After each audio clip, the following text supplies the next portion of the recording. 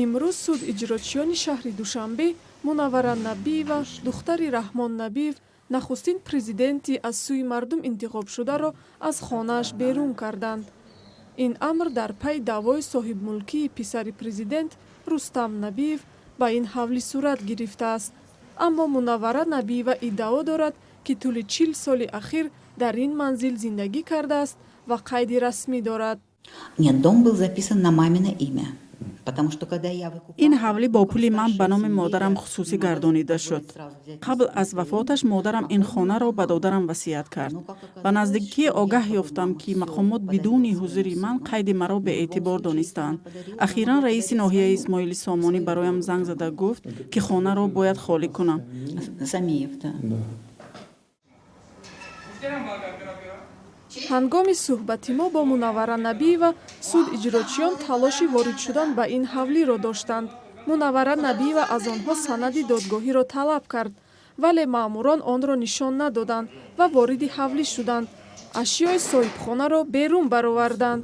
Шариф Самир, раиси ноҳияи Исмоили Сомонии шаҳри Душанбе, ки ҳавлии Раҳмон Набиев дар ҳудуди ин ноҳия воқеъ аст, дар тамоси телефонӣ бо Радиои Озодӣ гуфт, ки ин қазия марбути баҳси хонаводагӣ аст. Хона ба номи фарзанди падараш маълима дар он хона истодагӣ аст. мо қачон суҳбат доштем, бирова қади додаш бишинан як сари мизда гап зананд, хиҷа давлат ҳукумата чӣ накунад.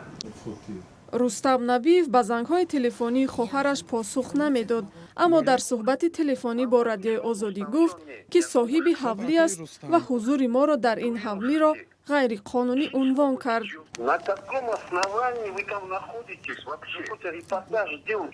ин ҳавлии ман аст ва хоҳарам дар ин ҷо сабти номам надорад.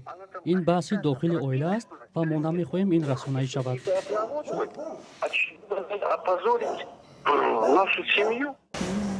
Мунаввара Набиева мегӯяд, ки суд иҷрочиён барояш ҳатто вақт надоданд, ки барои худ манзили муваққатиеро пайдо кунад. масоҳати ин ҳавлӣ 14 садяк буда, дар ҳамсоягӣ бо манзили роҳбарони собиқ Тоҷикистон Қаҳҳор Маҳкамов ва Ҷабор Расулов ва раиси ҷумҳури феълии Тоҷикистон Эмомалӣ Раҳмон воқеъ аст.